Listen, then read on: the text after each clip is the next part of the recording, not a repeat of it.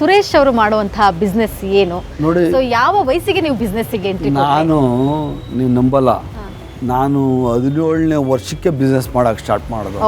ಯಾಕಂದರೆ ನಮ್ಮದು ಹೌದು ಎಸ್ಟಾಬ್ಲಿಷ್ಮೆಂಟ್ ಇತ್ತು ನಮ್ದು ಆಲ್ರೆಡಿ. ನಮ್ಮದು ಈ ತಾರ್ ಪ್ಯಾಂಟು, ಜಲ್ಲಿ ಕ್ರಷರ್ಸು, ಕಾಂಕ್ರೀಟ್ ಬ್ಲಾಕ್ಸು ಇವೆಲ್ಲನೂ ಇದ್ವು, ಚೌಟ್ರಿ ಇದೆಲ್ಲನೂ ನಮ್ಮ ತಾತ ನಮ್ಮ ತಂದೆ ಮಾಡಿದ್ದಂಥದ್ದು ಎಲ್ಲನೂ. ಚಾಮರಾಜಪೇಟೆಯಲ್ಲಿ ನಮ್ಮದು ಚೌಟ್ರಿ ಇತ್ತು. ಸೊ ಅದೆಲ್ಲ ಮಾಡೋಕ್ಕೆ ಬಿಸ್ನೆಸ್ ಮಾಡೋಕ್ಕೆ ಖುಷಿ ನನಗೆ.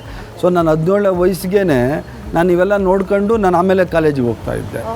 ಇದು ಭಾಳ, ನಾನು ಒಬ್ಬನೇ ಮಗ ಅಲ್ವಾ, ಅಷ್ಟೊಂದು ನಮ್ಮ ತಂದೆ ಅಣ್ಣ ತಮ್ಮಗಳೆಲ್ಲ ಬೇರೆ ಆಗೋಗಿದ್ರು. ಸೊ ನಾನೇ ಸಣ್ಣ ಮಗ ಆದ್ರೂ ನಮ್ಮ ತಂದೆಗೆ ಹೆಲ್ಪ್ ಮಾಡಲಿಕ್ಕೆ ನಾನು ಖುಷಿಯಾಗಿ ಹೋಗ್ತಾ ಇದ್ದೆ.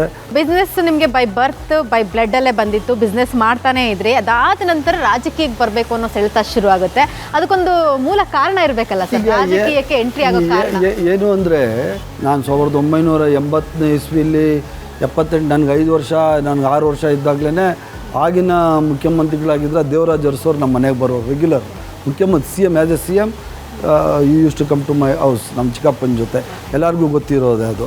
ಮತ್ತು ಗುಂಡೂರು ಸರ್ ಅವರು ಬರೋರು ಆ್ಯಸ್ ಎ ಚೀಫ್ ಮಿನಿಸ್ಟರ್.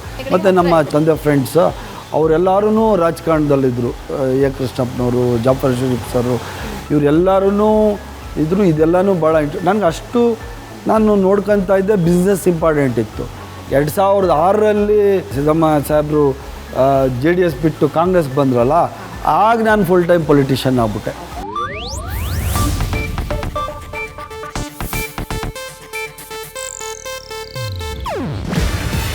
ಇದು ಏಷ್ಯಾನೆಟ್ ನ್ಯೂಸ್ ನೆಟ್ವರ್ಕ್ ಪ್ರಸ್ತುತಿ.